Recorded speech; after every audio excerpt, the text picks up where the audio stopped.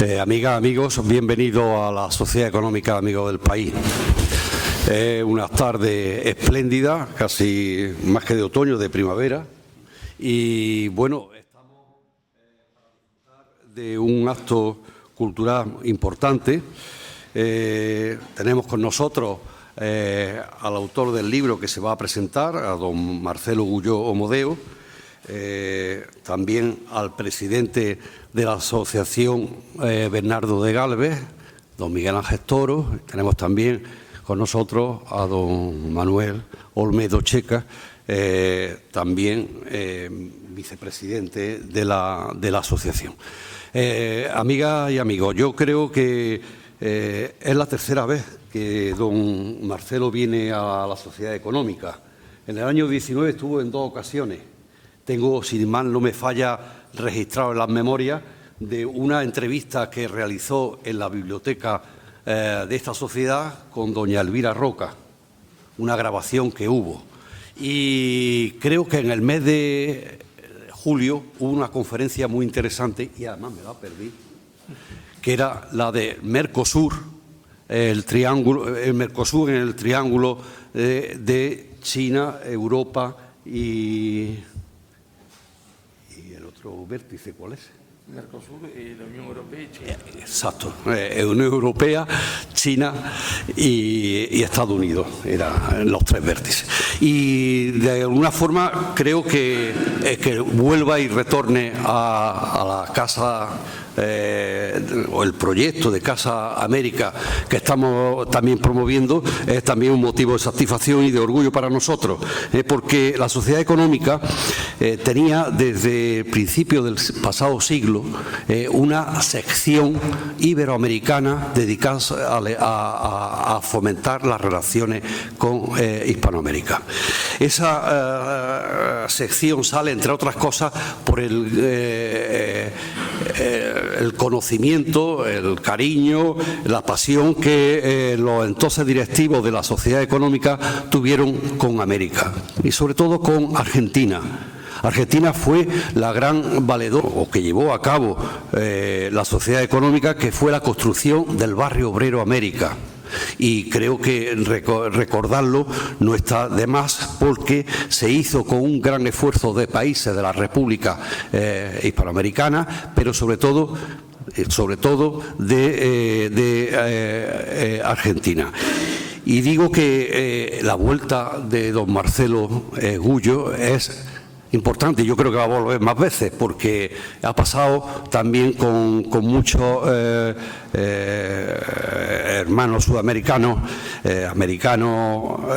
como fue en su momento el propio Portes, el presidente de México, que cuando cesa en su misión en el año 1931, la primera visita que hace es a Europa, España, y entra por aquí, por Málaga, y aquí tiene una reunión con una serie de intelectuales, gente de la cultura de Málaga, cuya foto está precisamente en la exposición, está en la exposición actual, en la sala pequeñita, entrando a mano izquierda. Verán ustedes, pues aparte del presidente, a don Emilio Baeza Medina, a Narciso Díaz de Escobar y a mucha más gente del momento. González Anaya, mucha más gente. Y digo que estamos encantados de recibirlo y de recibirle ahora como en el futuro. Tome posesión de esta casa, de esta cátedra, y desde luego para un tema tan apasionante como lo que América le debe a España, un tema que nos tiene a todos y efectivamente a este público que nos acompaña. Este importante acto va sin duda a permitirnos aprender, conocer y desde luego armarnos de ese argumentario que tanta falta nos hace en lo que ayer planteaba en el aula de estudios portuarios, que era la necesidad de ser capaces de responder a todo lo que de alguna forma hoy es los ataques que sufre España, el pasado, la historia, la labor civilizadora, y eso hay que ponerlo en valor. Pues compartiendo eso, agradeciéndole que esté aquí con nosotros, paso la palabra a don Miguel Ángel Toro para que haga siga con el acto, que es, al fin y al cabo, la parte que organiza la Asociación Bernardo de Galvez. Muy bien, buenas tardes. En primer lugar, agradecerles a todos ustedes su presencia en este salón de actos de la Sociedad Económica de Amigos del País, que siempre nos recibe con los brazos abiertos. Y voy a aprovechar que estoy diciendo esto para hacer la entrega al presidente don José María Ruiz Povedano de un obsequio de la Asociación Bernardo de Galvez, precisamente por este apoyo que siempre nos brinda. Don José María. Muchas gracias. Nada, hombre.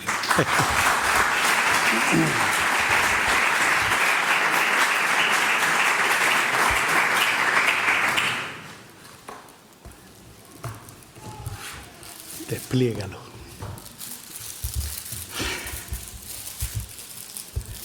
Bueno, ya que lo ha abierto, que lo abra del todo, que lo enseñe.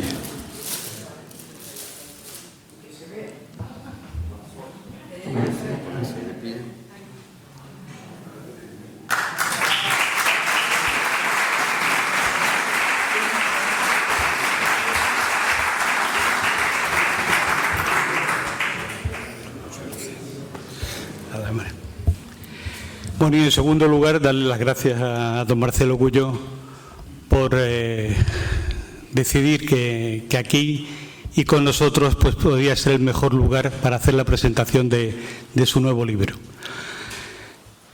Tal vez alguien se pregunte, mejor dicho, qué relación puede tener la Asociación Bernardo de Galvez con don Marcelo Gullo, porque al fin y al cabo él es argentino, nosotros somos españoles, aunque ellos son sin duda españoles americanos, y Bernardo de Galvez pues, no desarrolló su labor en la zona sudamericana. Y yo creo que todo esto viene por una evolución de la propia asociación. La asociación nació en el año 2008 y nos centramos en la figura de Bernardo de Galvez. Gracias a las investigaciones de Manolo Olmedo y de Paco Cabrera, pues poquito a poco fuimos descubriendo una serie de facetas y de hechos de la vida de Bernardo de Galvez. En el año 2014 se produjo ese punto de inflexión cuando se consiguió, gracias a esos documentos que ellos habían sacado a la luz y a la labor tremenda de Teresa Valcarce, pues que el retrato se colgara en el Congreso de los Estados Unidos y, como consecuencia, pues que el presidente Obama firmara el hecho de hacerle ciudadano honorario de los Estados Unidos. Además, también se bautizó un avión de Europa con el nombre de Bernardo de Galvez y a partir de ahí Bernardo de Galvez ya empezó a volar solo. Nunca, mejor dicho, el yo solo, ya empezó a volar solo y nosotros empezamos tal vez a investigar algo más que no fuera la figura de Bernardo de Galvez. Y se empezó lógicamente con la familia, con José de Galvez, con su padre, con Matías, con Miguel, etcétera, etcétera. Viendo facetas que eran importantes, bueno, por supuesto la labor de José como ministro de Indias o la del padre de Matías, primero como capitán general de Guatemala y su lucha contra los ingleses y luego como virrey de Nueva España, la de Miguel como, iba a decir cónsul, pero era cónsul, embajador en Prusia y en Rusia, en fin, que se fue abriendo el tema. Y yo creo que nos dimos de bruces con la leyenda negra. Y ahí apareció la figura de María Elvira Roca Barea, con sus libros de la imperiofobia y fracasología, pues le dieron, y también luego ya con Madre Patria de Marcelo, le dieron la vuelta a la tortilla. Y luego resulta que España no era tan mala como se nos había dicho y luego, en fin, todo lo que había dicho nuestro querido amigo el fraile Bartolomé de las Casas, pues no tenía absolutamente nada que ver con la realidad, todo lo contrario. Y es María Elvira la que en el año 2018, si mal no recuerdo, nos presenta por primera vez a Marcelo Gullo aquí. Y empezamos a hablar de sus libros. El primero, el de la insubordinación fondante, que a mí me abre un poco así los ojos cuando lo leo en aquel momento, ¿no? Lo del proteccionismo de un país que le dice a los demás que tienen que ser liberales mientras que ellos mantienen la protección para conseguir el poder, la verdad es que me impactó. Y bueno, y luego posteriormente con el libro de Madre Patria o Nada por lo que pedir perdón, creo que han sido dos libros de un gran éxito y que han sentado las bases de la realidad de la colonización y evangelización de América. Por lo tanto, como posteriormente ahora le daré la palabra a Manuel Olmedo para que detalle sobre la vida y la obra de Marcelo Gullo, yo lo único que quiero es desearte toda la suerte del mundo, que tengas por lo menos el mismo éxito que has tenido con los libros anteriores, si no superarlo. De modo que muchísimas gracias por tu presencia y por haber apostado por nosotros. Muchísimas gracias.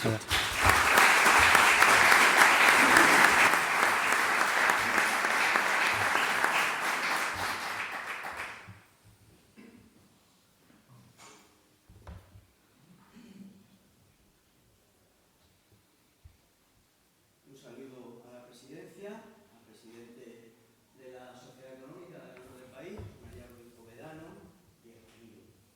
Un saludo a Miguel Ángel Galvez, presidente de la Asociación Bernardo Galvez, y por supuesto a nuestro queridísimo Marcelo, con el que he compartido con hoy ya 3 días de conversación y de paseo por Málaga.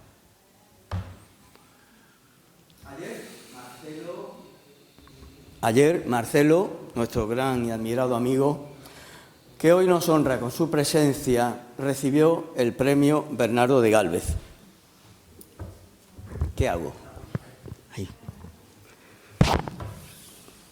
Vamos pues a hablar un poquito de él y de otras excepcionales personas, enmarcadas en etapas históricas muy distintas, porque las primeras se remontan al siglo XV, es decir, que están separados los hechos de hoy de aquellos otros por más de 500 años.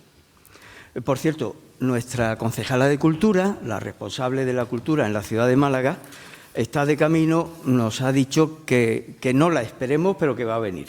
Así que cuando aparezca por la puerta tendremos que interrumpir un momentito para darle la bienvenida y agradecerle su presencia.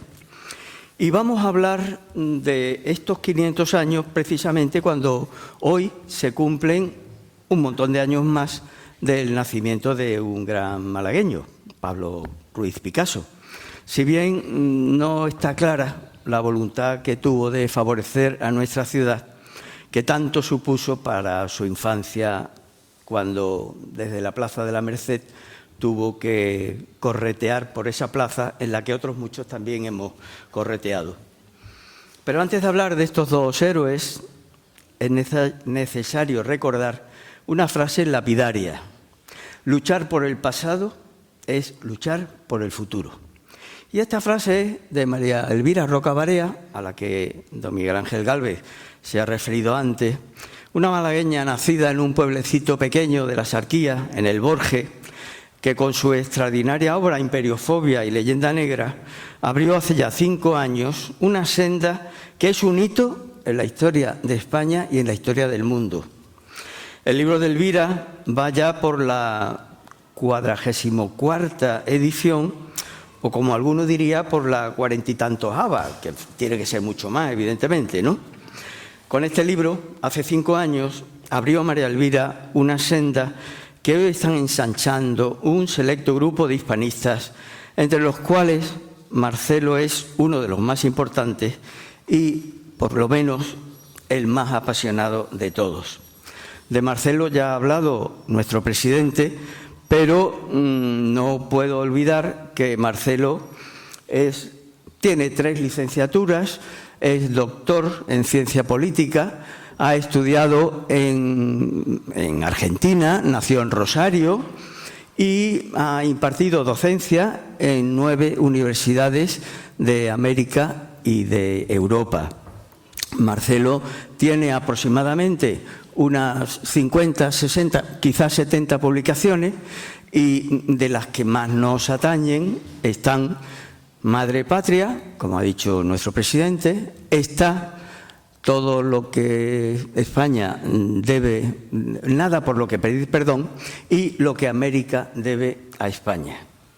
Y aparte de eso, Marcelo pues ha intervenido en alrededor de 200 intervenciones públicas, con lo cual no es extraño que todos ustedes hoy hayan querido acompañarnos. Por cierto, ha habido un pequeño incidente esta tarde porque en la misma plaza de la Constitución se me rompieron las gafas, pero por fortuna aquí hay una señora que ha venido expresamente de Madrid, que es la que me ha prestado. Bueno, yo tengo más dioptrías que ella, pero en fin, vale la solución que hemos podido arbitrar. Gracias, por supuesto, Esperanza. Pero volvamos al tema. Pronto esperamos que nuestra asociación deje de existir, porque su apasionante tarea será proseguida por la Fundación Gálvez Málaga en cuanto termine de tramitarse su constitución por los Ministerios de Justicia y de Cultura. Y lo haremos con el mismo fervor, con la misma pasión y con el mismo entusiasmo que hace ya 22 años, cuando comenzamos a recuperar a Bernardo de Gálvez y a los miembros de su familia, nos impulsó a crear la asociación.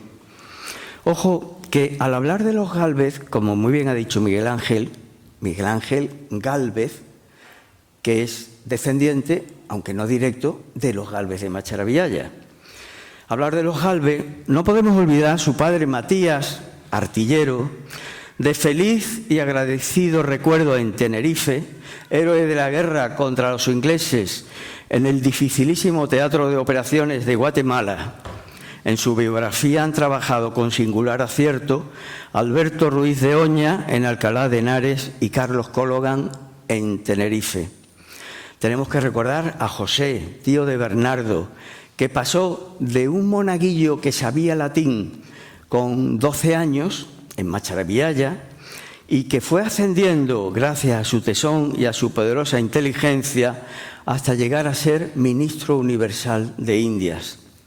A Miguel de Gálvez, su hermano, que fue el gran estratega que diseñó las operaciones militares de España en el Teatro de Operaciones de América y cuyo resultado fue los triunfos de Bernardo de Gálvez en las armas, en el escenario de Luisiana y Florida, y de su padre Matías en la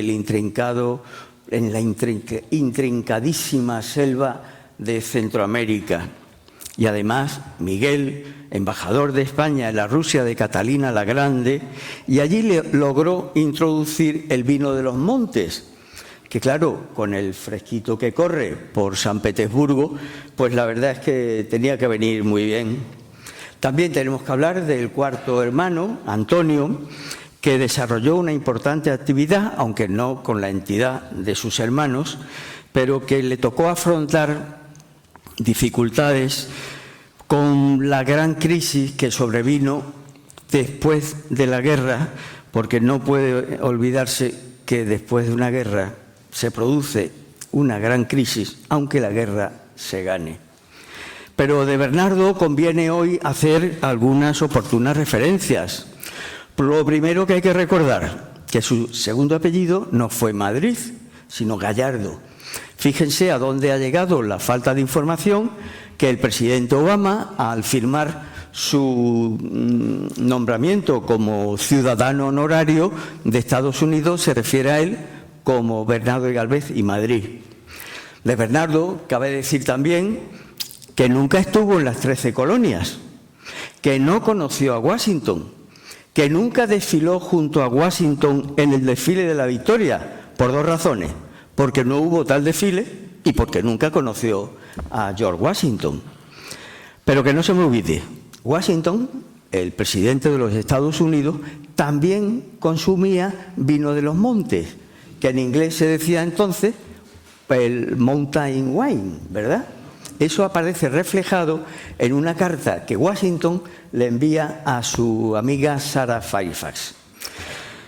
Nosotros luchamos para que, recuperando a los Gálvez, contribuyamos a recuperar a España, como lo están haciendo estos extraordinarios hispanistas, entre los cuales Marcelo ocupa un destacado lugar, ¿verdad?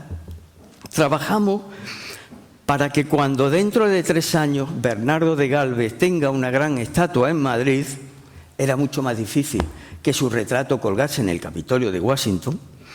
Luchamos para que la España de monarcas como el rey emperador Carlos I, como Felipe II, como Carlos III, como el rey Juan Carlos I, reciban el homenaje que se merecen, cuando además hoy la corona de España está tan dignísimamente depositada en el gran rey don Felipe VI.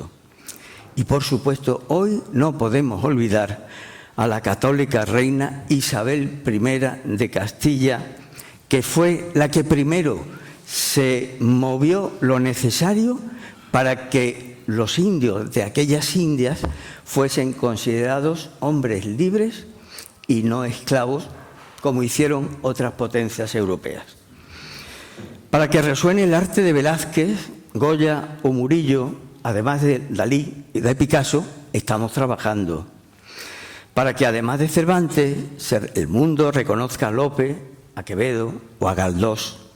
Para que además del cardenal Cisneros y del conde de Floridablanca, España y Málaga recuperen la insignia del gran malagueño Antonio Cánovas del Castillo. Y para que España esté más presente como colaboradora necesaria e imprescindible en la gran y decisiva victoria de Yorktown, se acaban de cumplir unos 240 años, hace apenas una semana, pues es imprescindible que hoy citemos a 2 figuras muy importantes. Una de ellas, ya lo ha dicho Miguel Ángel Gálvez, nuestra queridísima y admirada amiga Teresa Valcárcel Graziani, y también referirnos al actual y gran embajador de España en Washington, que se llama Santiago Cabanas.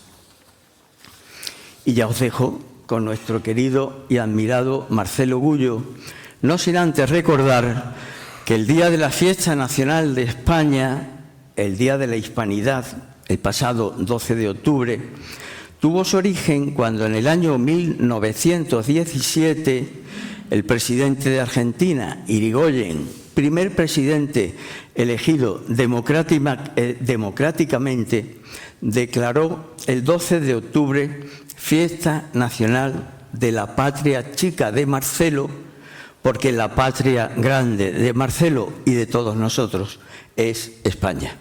Así que, en recuerdo de esta fecha, 12 de octubre, hemos permitido nuestra asociación entregarle a Marcelo una cosa muy pequeñita, que ha sido enviada desde Madrid por una de nuestras colaboradoras muy ardientemente, que se llama Mercedes Oceja,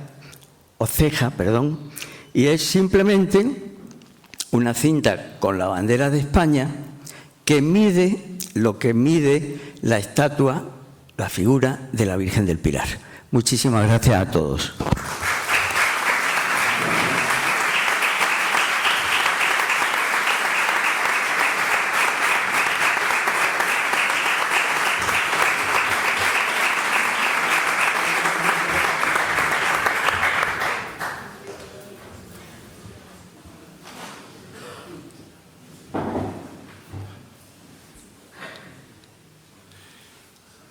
Buenas tardes. Primero, mi profundo agradecimiento a Miguel Ángel Gálvez y a la Sociedad Económica en la persona de José María Ruiz Podegano y, por supuesto, a Manuel Olmedo Checa, entre algunos de los que hicieron posible mi visita a Málaga y la presentación de mi libro, este último libro que ustedes están observando, Lo que América le debe a España, que es el cierre de la trilogía que comienza con Madre Patria, continúa con Nada por lo que pedir perdón y termina con Lo que América le debe a España. Sin embargo, yo no podría estar en esta casa, no podría estar en Málaga y no podría estar delante de mis amigos sin decir que hay que entender que el ocultamiento de la figura de Gálvez, que Gálvez haya sido reconocido tan tardíamente, no es una casualidad, no es un error, no es un error. En política no hay errores, no hay casualidades. La historia es la política que fue, y la política es la historia en construcción.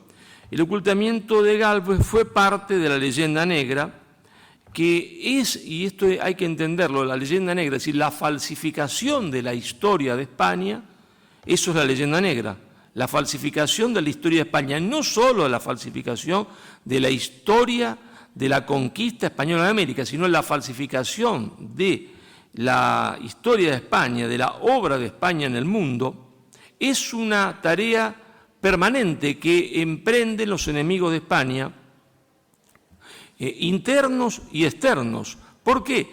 Porque la falsificación de la historia es la condición sine qua non para la mala política. La falsa política, la mala política tiene siempre su raíz, está su raíz en la falsa historia. Y por lo tanto, cuando algunos se proponen como objetivo el desmembramiento de España, tienen que continuar construyendo una leyenda negra sobre la historia de España también, como acontece hoy día. Pero era fundamental ocultar la figura de Gálvez. ¿Por qué? Porque los héroes son la prueba de que los valores pueden ser encarnados, que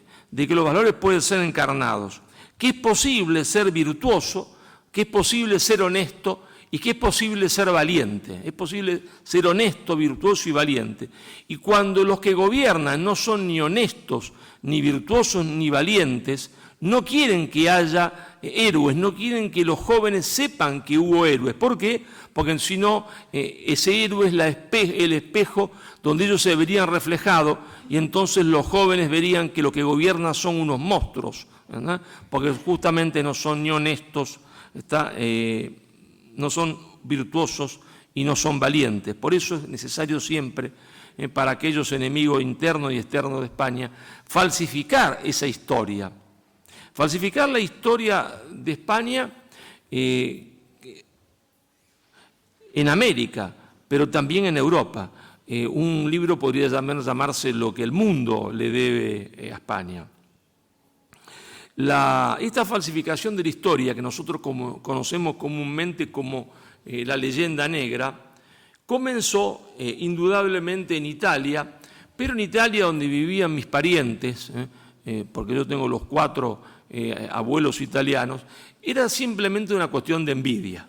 Si los italianos estaban envidiosos, claro, porque Italia se consideraba heredera de Roma y resulta que Italia ya no era nada en el mundo nuevo lo estaba construyendo una antigua provincia romana que era la Hispania romana transformada en España gracias a la obra de Isabel la Católica y de Fernando de Isabel, que fue la más importante estadista de la historia de España y yo me atrevería a decir de la historia del mundo. Esto era una cuestión de envidia, es decir, no tenía un real significado político. Pero claro, esta necesidad de mentir de los italianos porque estaban como celosos, como cuando uno llega a un pueblo, enamora en el pueblo, que es un pueblo chiquito, a la más hermosa del pueblo, se la lleva, todos los del pueblo se quedan enojados con uno. Ustedes se ríen, pero es así, vayan a un pueblo chiquito y se llevan a la más linda y verán lo que le dice la gente a uno del que se la llevó.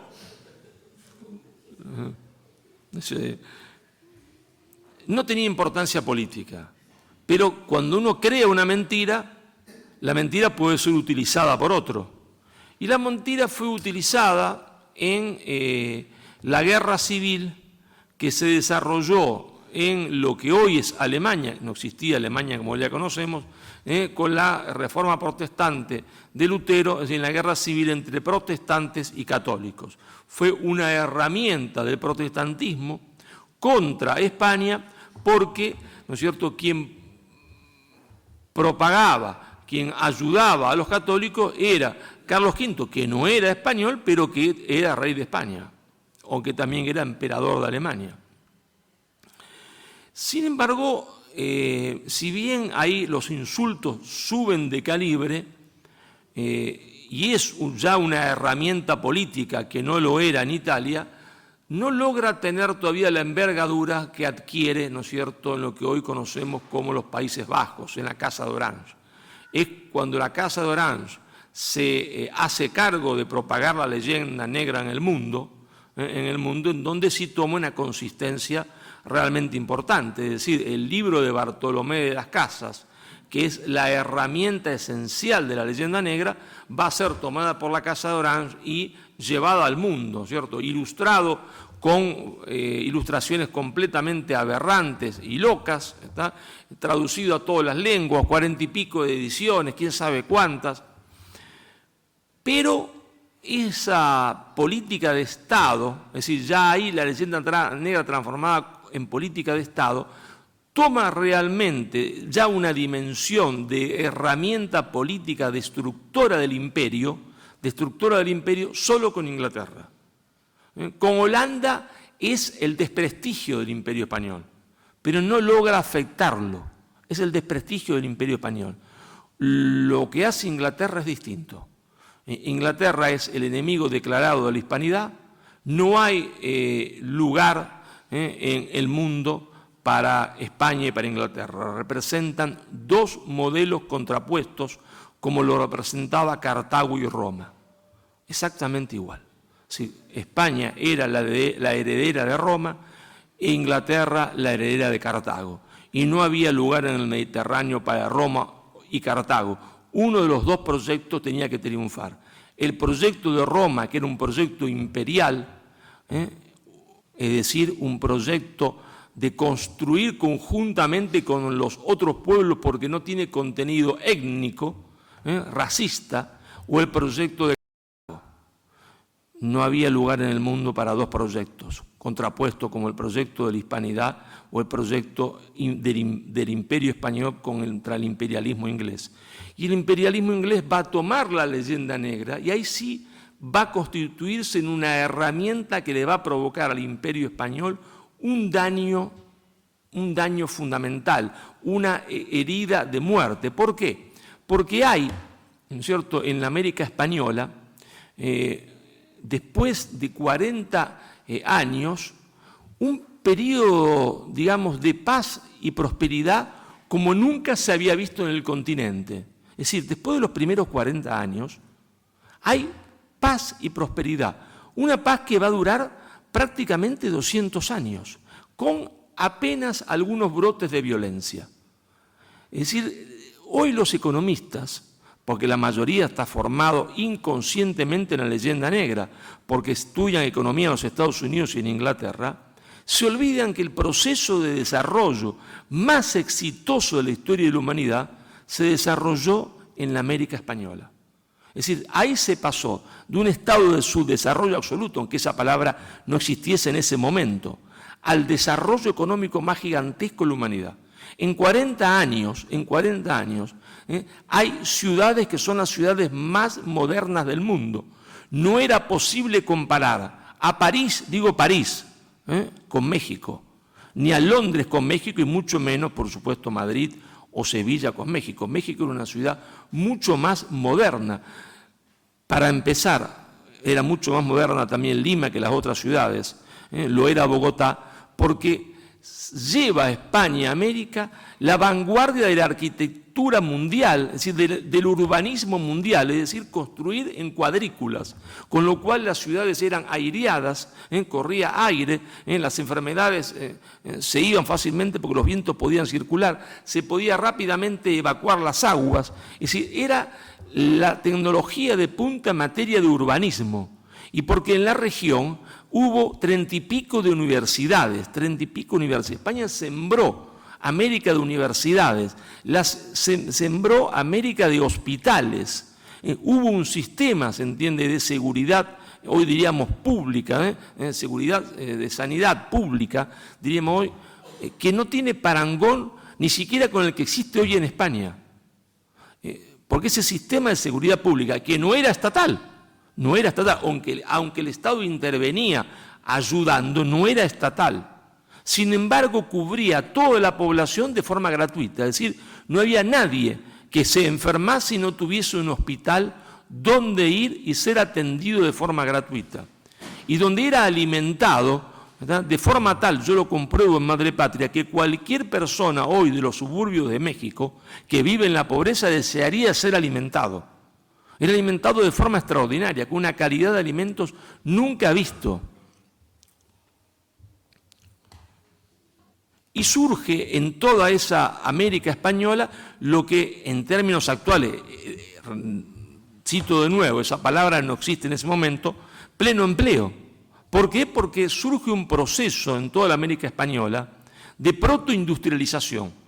De pronto las mercaderías de España llegaban tarde, mal y nunca, porque tenían que cruzar el Atlántico protegidas por convoy, porque los ingleses le han declarado al imperio español una guerra de baja intensidad, diríamos hoy, una guerra informal. No es la flota británica que ataca a los barcos españoles, sino que son los piratas ingleses. Pero los piratas ingleses son parte de la política exterior británica. Sería largo de detallar, pero un día podríamos hacer una conferencia sobre qué significó la piratería. La piratería eran sociedades anónimas. Cada barco, cada empresa pirata era una sociedad anónima. Iba, se entiende, supongamos Drake, a un bar, que está todavía identificado cuál era en Inglaterra, y decía, señores, parto para saquear la América española y voy a atacar estos puertos. ¿Quién pone dinero? Porque el que pone dinero se va a llevar un porcentaje de lo que traigo. ¿Y cuál era la garantía de que Drake iba a cumplir su palabra? Es que antes de ir al bar, la taberna, decían ellos, él ya tenía el compromiso de Su Majestad Británica. Es decir, la primera persona que invertía en esa empresa de piratería era Su Majestad Británica. Es decir, era una guerra de baja intensidad de Inglaterra contra España. Inglaterra no se atrevía a declarar una guerra frontal con España porque no estaba en condiciones de llevarla a cabo, y entonces decide atacar a España y desangrarla de a poco. Pero esa no fue la estrategia principal británica.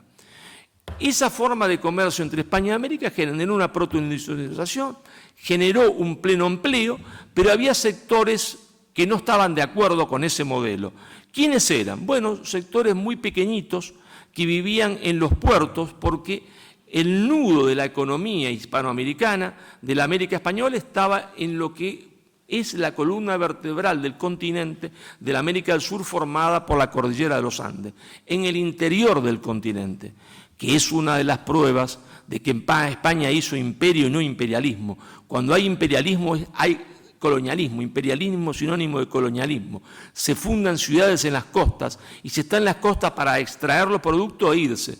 España funda ciudades en el interior, se queda ahí, está dispuesta a quedarse y a fundir su sangre.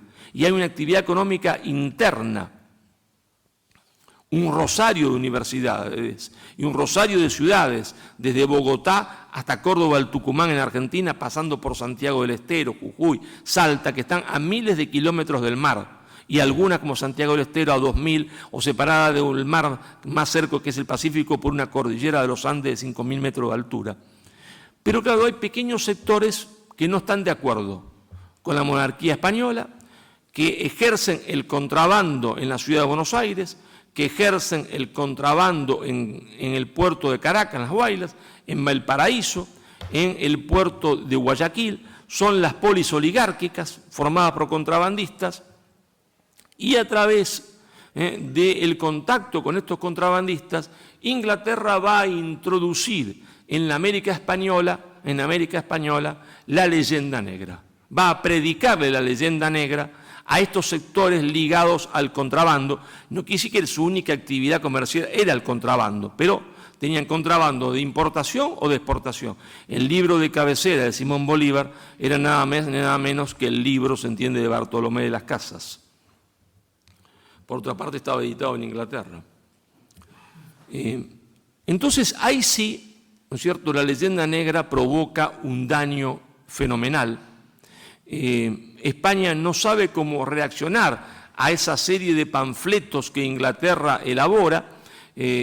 España quiere responder haciendo un tratado de 12 tomos que nadie lee, cuando los otros tienen una política de infiltración a través del panfleto, a través de pequeñas obras que van a divulgar, van a entrar ese material a través de los puertos como entran la mercadería de contrabando.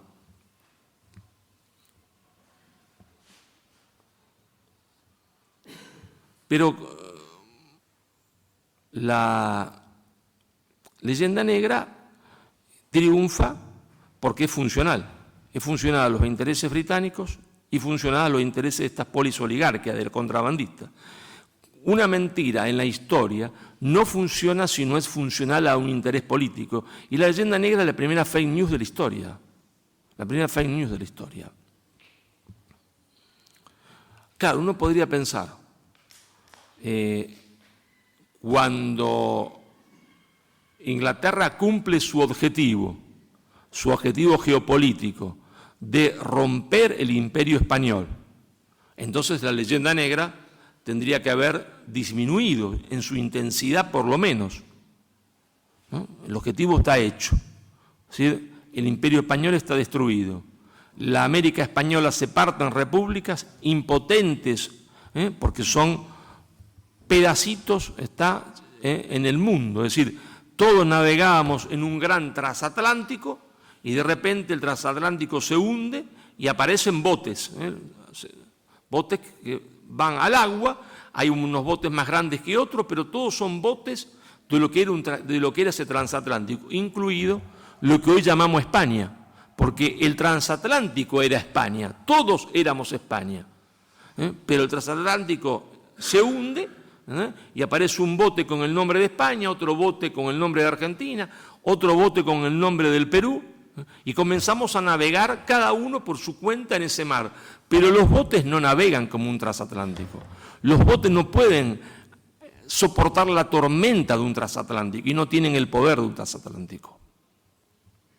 Y el más grande triunfo de la leyenda negra, ¿cierto?, fue que el bote que se quedó con el nombre de España, se creyese ese bote a partir de ese momento que España siempre había sido ese pedacito, ese botecito. No, España iba de los Pirineos a Filipinas y de California casi Alaska, Tierra de Fuego, todo eso era España.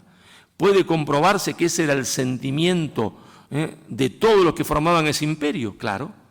Puede comprobarse, para empezar, porque el primero que escribe un panfleto a favor de la independencia, es decir, el que más estaba a favor de la independencia, fue un jesuita arequipeño que se llamó Guzmán y Vizcardo. Y Guzmán y Vizcardo titula su panfleto Carta a los españoles americanos. Es decir, nosotros los españoles americanos tenemos que separarnos de la monarquía de los españoles europeos, pero él dice Carta a los españoles americanos, es decir, todos somos españoles, todos. Y el más grande triunfo de la leyenda negra fue que los botes no se reconociesen más entre ellos como parte, se entiende, de un mismo barco que era el transatlántico, que se llamaba España. Por eso cuando se produce la última rebelión morisca en España, que podía dar lugar a una intervención del Imperio Otomano, hay dos mestizos hispanoamericanos que empuñan la espada para participar y derrotar a esa rebelión. ¿Quiénes fueron? Nada más ni nada menos que el Inca Garcilaso de la Vega, que se encuentra en ese lugar de batalla con el hijo de Hernán Cortés y de Doña Marina, con Cortés Malixín. Son dos mestizos hispanoamericanos que van a dar la vida, ¿por qué? Por España, porque España era todo. España era todo.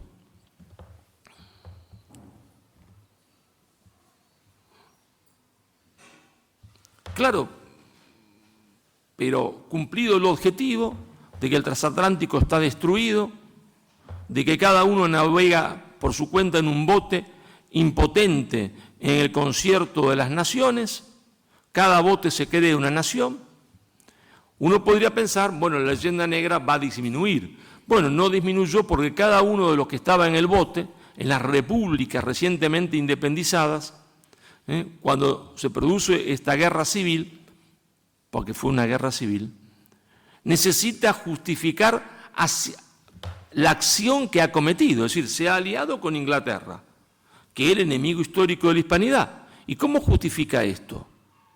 ¿Cómo va a escribir esta historia? Tiene que escribirla para justificarse a sí mismo, diciendo que la leyenda negra es cierta, que España fue a América a robar, matar, asesinar, ¿verdad? Que los españoles fueron la peor cosa, se entiende, de la humanidad, unos tigres sedientos de sangre, unos tigres sedientos de sangre. Entonces, las oligarquías que toman el poder crean los sistemas educativos, la educación pública, y entonces en esa educación pública hay que predicar que los españoles fueron tigres sedientos de sangre. Sin embargo, la mentira tiene patas cortas, se va diluyendo en el tiempo. El presidente argentino Julio Argentino Roca, tucumano, decide modificar el himno nacional argentino. Era un himno negro legendario completamente y decide sacar las estrofas que son un insulto a España porque sabe que la leyenda negra es falsa. Él no es un hombre del puerto de Buenos Aires, es un hombre del interior, de Tucumán, de aquella ciudad que formaba ese cordón protoindustrial, junto con Córdoba, con Cochabamba, con Quito, con Bogotá. Sabe la historia. No puede expresarla, pero hace un acto fundamental: sacar del himno argentino las estrofas ofensivas a España. Pero va a venir otro gran presidente argentino, el primero elegido constitucionalmente, el primer hombre elegido democráticamente, que fue Hipólito Yrigoyen, Hipólito Yrigoyen, que era presidente de lo que se llamaba Unión Cívica Radical. Ese presidente decide que se debe festejar, que debe ser feriado nacional el 12 de octubre, y escribe un decreto, y lo escribe de puño y letra. Él lo escribe, el por qué hay que festejar el 12 de octubre. Y es la Argentina el primer país en el mundo que decide festejar el 12 de octubre. Ese ejemplo de Yrigoyen va a expandirse por Hispanoamérica. Y uno podría haber pensado en ese momento, bueno, es el triunfo definitivo de la verdad contra la mentira. Bueno, desgraciadamente no fue así, porque cuando la leyenda negra deja de ser funcional para Inglaterra, que ya había cumplido sus objetivos, comenzó, ¿no es cierto?, a ser funcional para la Unión Soviética. En 1930, la Unión Soviética ordena que los partidos comunistas de la América del Sur se reúnan en Buenos Aires y dicen: señores, hay que reflotar la leyenda negra. ¿Por qué? Bueno, porque nosotros necesitamos crear odio a España, odio a todo lo que España significó, para crear un fundamentalismo indigenista que conduzca a la formación de repúblicas indígenas. Y con esto lograremos desestabilizar el patio trasero de Estados Unidos y quizá alguna república la tomamos nosotros. Esto se escribe en Buenos Aires, se da el nombre de las 18 repúblicas en Bolivia, que son las mismas que después va a poner el señor Evo Morales. Se dice que hay que partir el Perú en 4 repúblicas, Chile en 2. En Argentina estaban un poco confundidos y no encontraban población indígena. Entonces, ¿cómo hacemos para dividirla? Y mi provincia tenía una gran población de italianos y entonces se le ocurrió decir, bueno, dado que no hay indios pero hay italianos, hagamos una república italiana, se entiende, en la provincia de Santa Fe. ¿No? Parece una locura. En realidad no lo era la vieja política de dividir para reinar, de destruir, de disgregar. Claro, el Partido Comunista en ese momento comenzaba a tener un gran predicamento sobre la masa de trabajadores, La revolución bolchevique, acuérdense ustedes, Lenin en Moscú, toda la propaganda comunista mundial en el mundo, y entonces esa aureola de la patria del proletariado que era la Unión Soviética, y centenares de miles de personas en el mundo que creían eso, que eso era el paraíso en la tierra.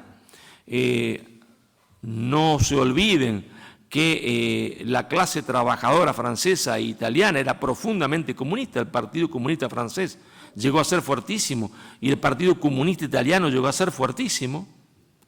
Y en esa tarea estaba el Partido Comunista en Argentina. Uno de los pilares del Partido Comunista es la leyenda negra. Acontece el surgimiento del peronismo en Argentina. El peronismo va a convencer a las clases trabajadoras y aparta a las clases trabajadoras del antihispanismo, porque Perón y su esposa Eva Perón son profundamente hispanistas, predican el hispanismo y entonces dejan al Partido Comunista sin trabajadores. Se quedan con intelectuales, pero no tienen más trabajadores. Es decir, fracasa esa política. Sin embargo, si fracasa en la clase trabajadora, tiene un relativo éxito en las universidades.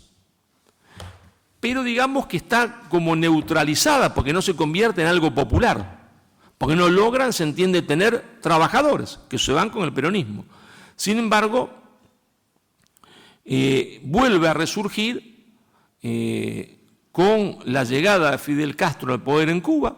Fidel Castro, que no es antihispanista de ninguna manera, en su juventud es un hispanista convencido, a diferencia de su hermano, de Raúl, se hace comunista, la alianza con la Unión Soviética y por lo tanto la Unión Soviética impone la línea de acción y la línea de acción es ser antihispánico pro leyenda negra. Y entonces ahí la inteligencia cubana trabaja para dar a conocer al mundo entero un libelo, un panfleto, tan panfleto como el libro de Bartolomé de las Casas. Si el libro de Bartolomé de las Casas había sido fomentado por la inteligencia británica, el libro de Galiano, Las venas de América Latina, va a ser fomentado por la inteligencia cubana. Y como Inglaterra convirtió un panfleto, como era el de las Casas, en un éxito mundial, y antes lo había ayudado la Casa de Orange, la Unión Soviética y Cuba van a convertir este panfleto de Galiano en un éxito mundial. Al punto tal, yo me atrevo a decir y llamarlo panfleto, porque el mismo autor de Las venas abiertas de América Latina, Galiano, antes de morirse, porque los hombres cuando se mueren suelen decir la verdad, se arrepienten de lo que han hecho, dice, yo no volvería a escribir, ni siquiera a leer ese libro. Él mismo lo dice, porque eso no era un libro, era un panfleto.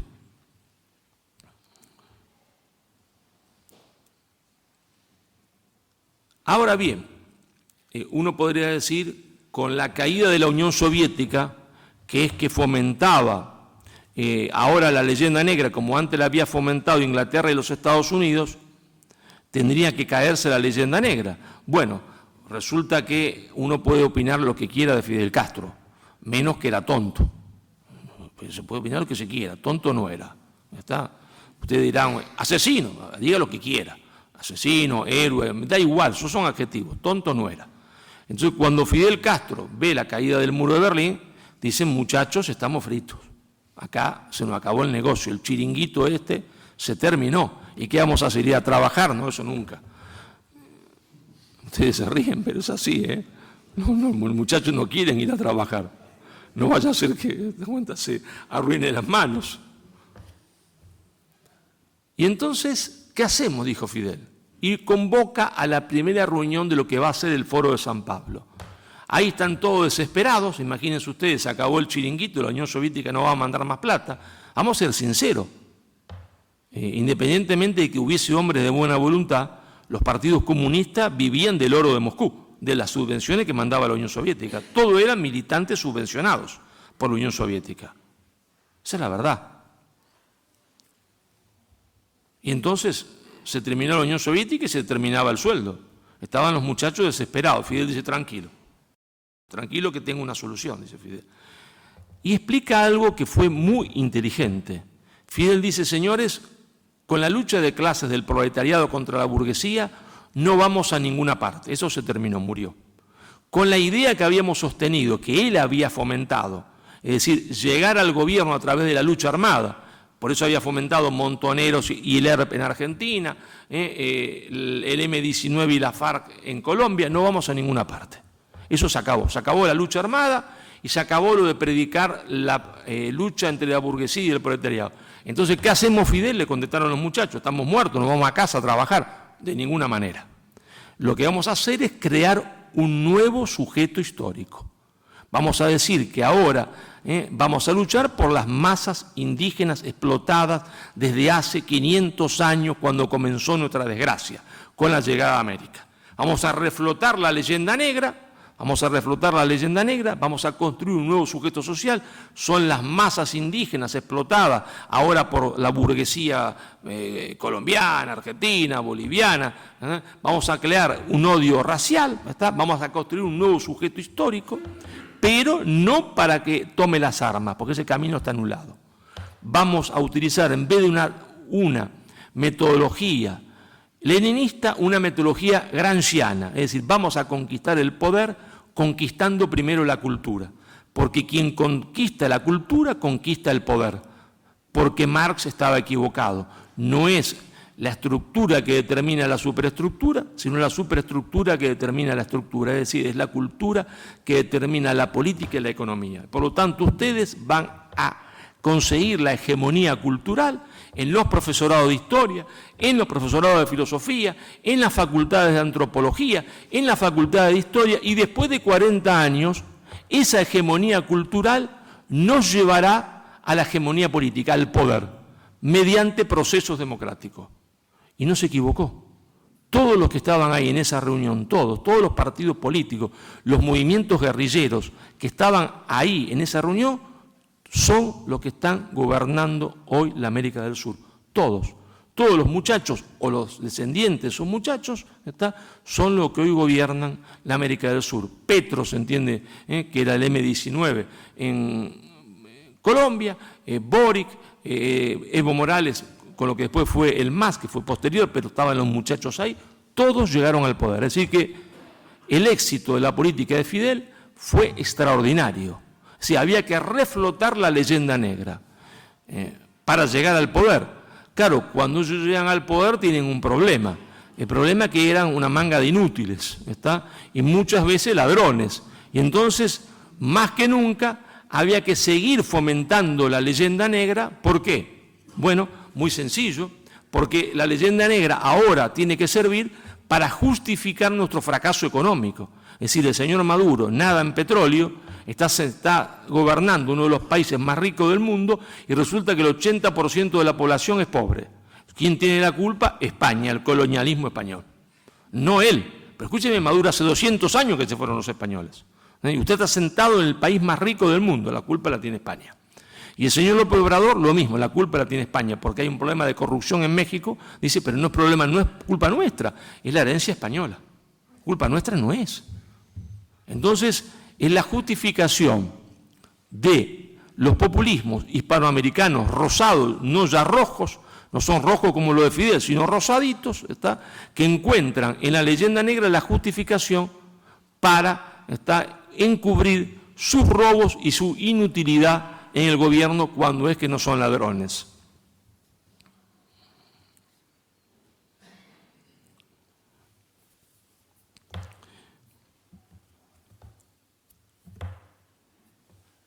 Esto me parece de fundamental importancia. Fíjense ustedes que yo no le detallé el libro que hoy ustedes tienen acá. ¿Y saben por qué no les detallé todo el contenido del libro? Aunque parte está en este libro y parte en los anteriores de lo que he dicho y otra parte no. Muy sencillo, porque después no me compran el libro.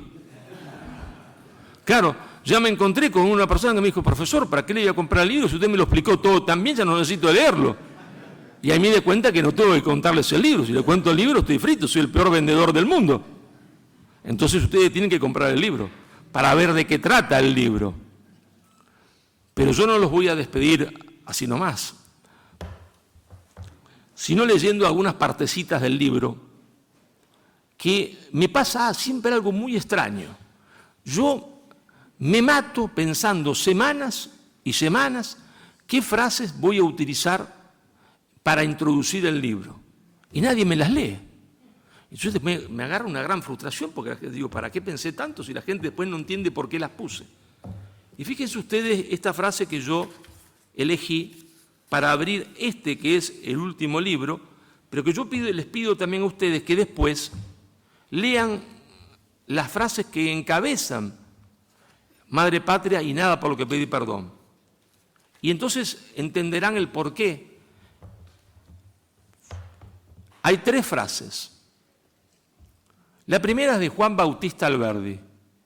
Fue argentino, creador de la Constitución del 52. Y dice Alberdi, entre el pasado y el presente hay una afiliación tan estrecha que juzgar el pasado no es otra cosa que ocuparse del presente.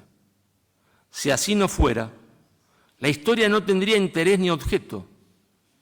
Falsificad el sentido de la historia y pervertís por hecho toda la política. La falsa historia es el origen de la falsa política. La falsa historia que hoy sufrimos en España y en Hispanoamérica tiene su origen en la falsa política. Juan Bautista Alberdi. La segunda frase pertenece a una figura genial de la literatura rusa, que sufrió en carne propia el comunismo en Rusia, Alexander Solzhenitsyn. Y dice, sabemos que nos mienten, y esto es exactamente así en el tema negro legendario. Sabemos que nos mienten. Ellos saben que mienten. Ellos saben que mienten. El señor Petro sabe que miente. El señor Boric sabe que miente. El señor López Obrador sabe que miente. No es que no sepa, sabe. El señor Maduro sabe que miente. Pero él dice, a Cristo lo crucificó el Imperio Romano. No el Imperio Romano, sino el Imperio Español. Bueno, ellos saben que sabemos que nos mienten. Sabemos que ellos saben que sabemos que nos mienten. Y sin embargo siguen mintiendo. Por eso es necesario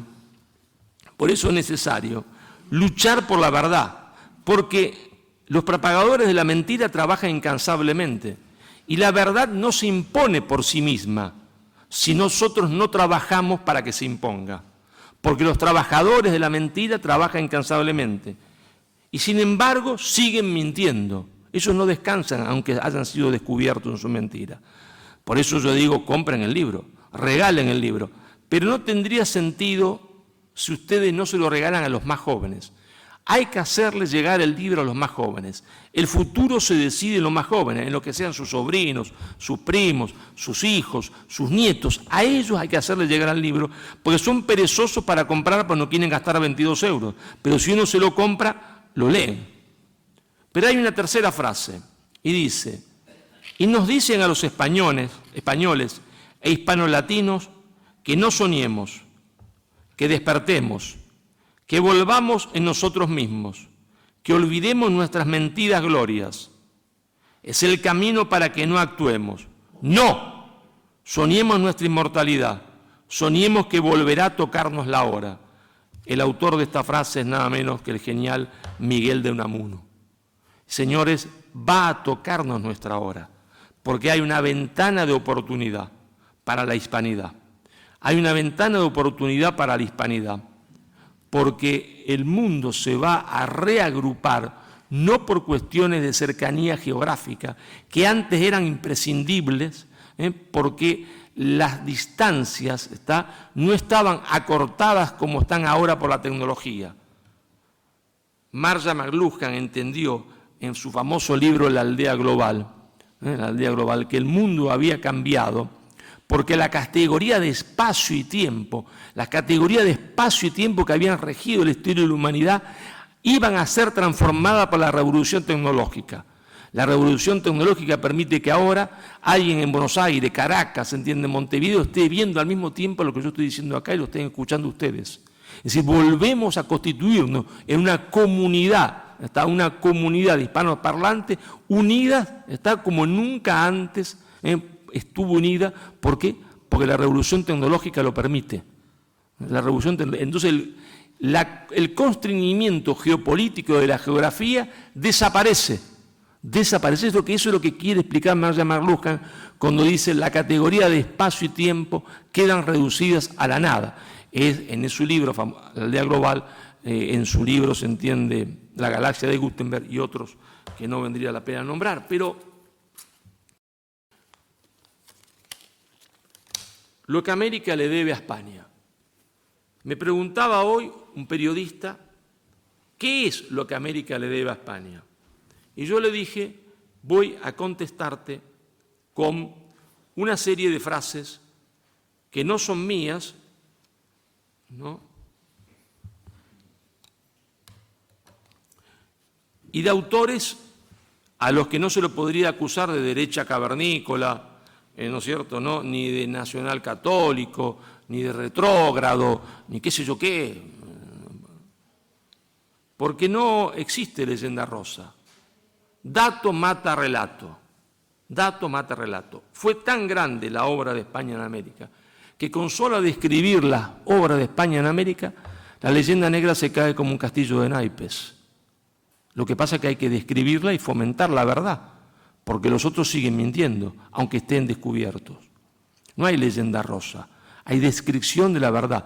Lo que pasa es que hay algunos en España que, a diferencia de los antiguos españoles, no son valientes, no son hombres que digan la verdad, no son hombres que luchen por un ideal porque solo les interesa el materialismo, el dinero. Y entonces, como el ladrón, ellos piensan que todos son de su condición, que no existen los hombres valientes, que no existen los hombres idealistas, y entonces juzgan a los españoles que fueron a América, a esos grandes españoles de la conquista, como son ellos. Piensan que Pizarro, que Cortés, son como son ellos, cobardes, materialistas, y por lo tanto no pueden entender la obra de España en América. Son incapaces de entenderla. Pero claro, dicho esto, saltan a mi yugular y dicen fascista, nacional católico, retrógrado. Bueno, vamos a ver, ellos que son tan antiimperialistas, de palabra, ¿no?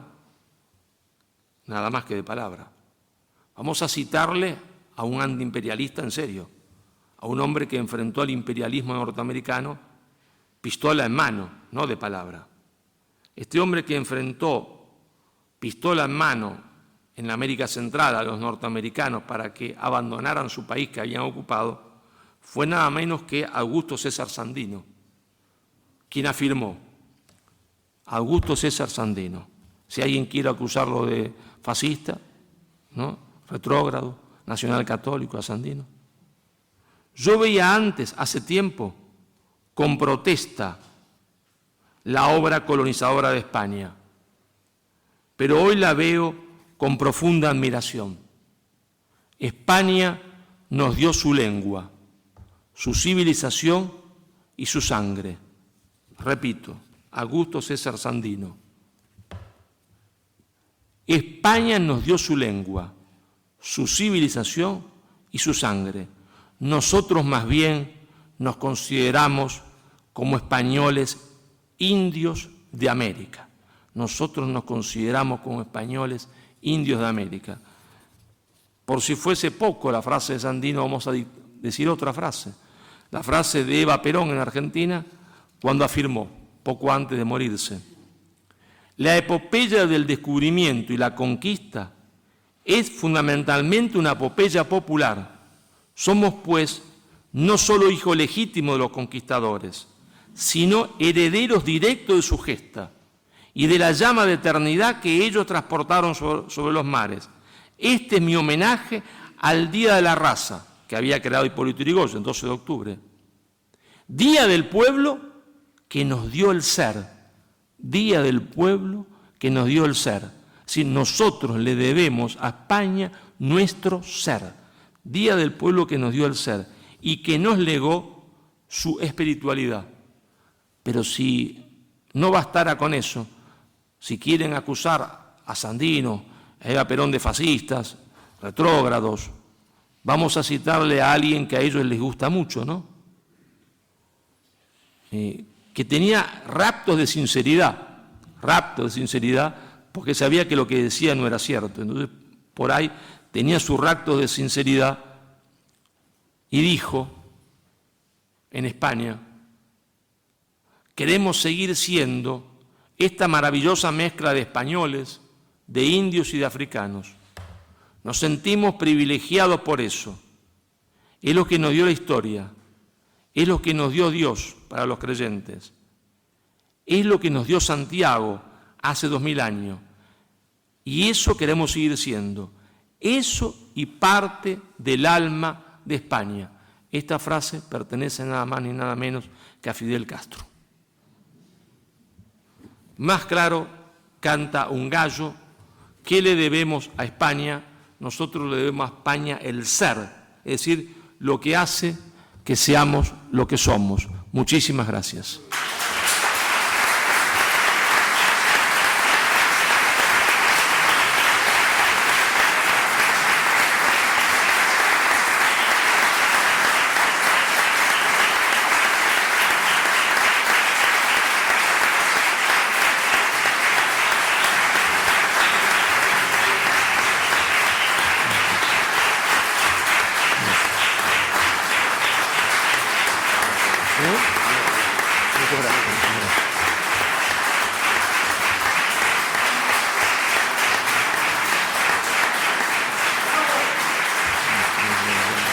Muchas gracias.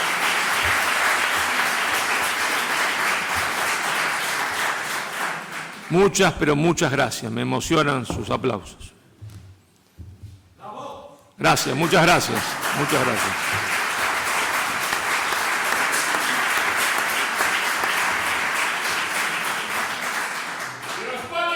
¡Viva España! ¡Viva la hispanidad!